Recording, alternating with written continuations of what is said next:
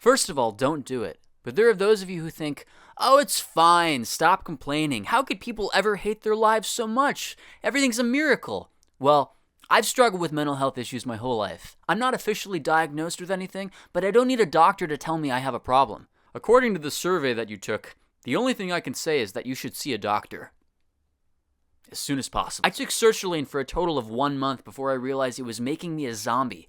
I didn't feel better, I just felt less. I got so bored of living at my parents' house that I used to walk over to the liquor store and do shit like this. I'm at the candy store. This is like my favorite place. I'll fake it through the day with some help. Johnny Walker. Yeah, don't do that. You know, I have to say that life in and of itself is badly designed, and sometimes considering how much awareness I've developed over this fact, I don't even feel human. No longer human, even. Like, it's a chore I can't complete due to an inability to avoid the expectations of getting married, having kids, saving up money. There are those moments when the abyss really does stare back into you as you ponder the disappointments of your life, and it creates an abyss in your soul. We have no connection to God, no connection to our neighbors.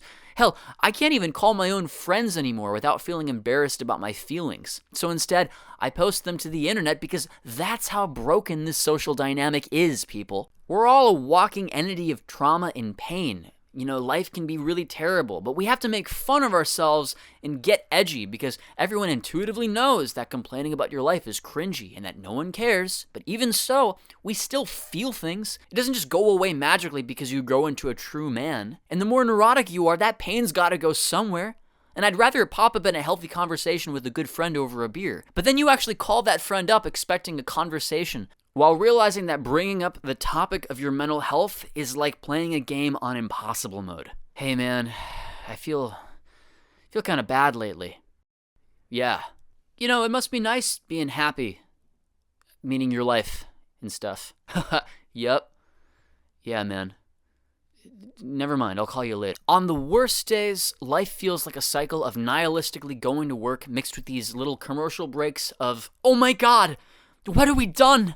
What is this? But modernity has failed the dreams of young people by promising them too much, only to give them nothing, and then hit them on the head with the shovel when they complain about wanting more. And then take a look at social media, YouTube included, by the way. You're always showered in a frenzy of dopamine from the notifications on your cell phone. We're going to look back in 100 years and see that this obviously wasn't good for us, like we already don't know that, but it's like handing heroin to children, getting a taste of something that leads to pure addiction, whereupon the result is a mere existence of finding the next high. Every time your phone goes ding, you feel so good for a second. You know rats? I know rats. I've known many rats, but that's beside the point. Give a rat a lever that dispenses food every time it pulls down the lever, the rat will get bored, but you give them a lever which dispenses food randomly, and the rat will go insane from the anticipation of something possibly coming out. And if you didn't think your social life was depressing enough, well, if you've used Tinder, then you realize your looks also are quantified. Your personality doesn't matter. It's always about the clout and how good you look, how many filters you can put in your fucking photo, and you realize how utterly replaceable you are by every standard, every metric possible. And still, no one gives a shit about you. I think life is like being handicapped in a reality that could have been better designed. It's all half-baked. The world is a wet and muddy field, and you're stuck driving through it on two-wheel drive as a blind, one-handed chimpanzee. Conscripted into reality against my own will, the option out of life is ironically worse than the state we're forced to be in here in this clown show. The ultimate feeling of emptiness I'm describing is called Weltschmerz, and Weltschmerz is one of my favorite words, so much so that it's the name of my upcoming solo album. Weltschmerz is essentially the idea that the external world can never meet the needs of the mind, and therefore it lends itself to this feeling of emptiness that never truly goes away. I've had this Weltschmerz so badly on some days that when I'm walking around with my friends, suddenly there's this sinking feeling in my chest. Maybe I saw some vapid advertisement in the distance telling me to buy a crap beer. Maybe it was the fact that I'll never get to escape my head, or that I'm probably never going to be the rock star or billionaire everyone thought I was going to be, thought that you were going to be. And in the moment of darkness, instead of engaging in the conversation with your friend, the speech of that person talking to you fades into a murmur coming through the walls of your cranium. A radio show you can't focus on, but can't turn off, and you just want to get the fuck out of there. It's not their fault, but in those moments you think, I need to go home, I need to go home, and so you end the conversation abruptly, you take the train, and then you get even more down on yourself as you take a gander at the people around you. All their eyes closed, looking down at their phones. The train is old, falling apart, probably built in the 80s sometime. So then you go home, you turn on some movie you might like. I remember putting on The Phantom Menace because the wisdom of Qui-Gon Jinn always resonated with me as a kid. But those are old movies from the past. And past movies make you feel like you're living in that past. And there it comes again, the little evil voice telling you your life is horrible, coming back to haunt you.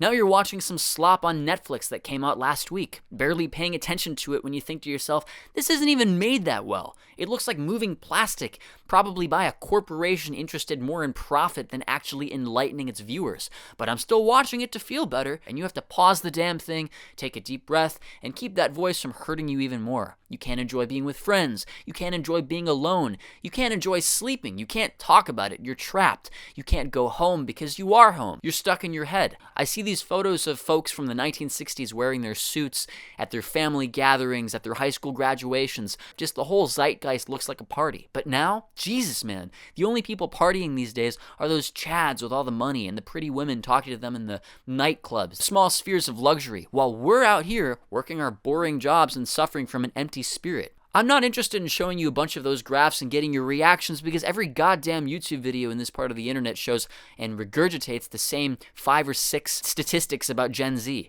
There needs to be a solution and a deep description of the problem that actually gets people out of this rut. But depression has become our generational identity. It's not a good thing.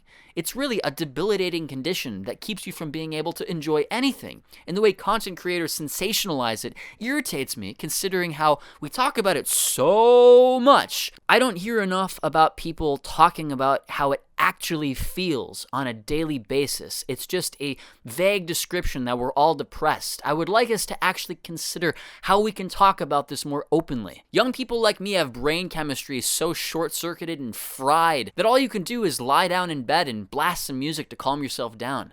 I find solace in putting on depressing Radiohead songs that make me contemplate life, because at least I'm not lying to myself in the process listening to some happy song that's telling me to feel better. And despite the bad design of life itself, I have to say music is one of the only aspects of it that is well designed.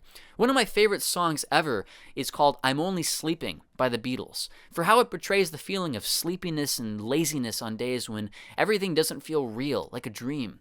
Please don't wake me, no don't shake me. Leave me where I am. I'm only sleeping. For many people, there's nothing to consider. And for times when it can't be helped, the Japanese here have a saying, shikatanai, which literally translates to, there is no way. And sometimes that's all we feel. There's no way. There's no way out. I know this video was very negative, but the point of it was to put at the forefront exactly what so many feel on a daily basis. I think that by sharing the neuroticism forthrightly and unapologetically establishes a human connection, and I encourage everyone here to be more open about it themselves and not feel so afraid to bring up the problems in their own daily lives, because life is a strange thing, and it's the worst when you're cut off from even being able to talk about it. If this resonated with you, subscribe, and I hope you feel better after this.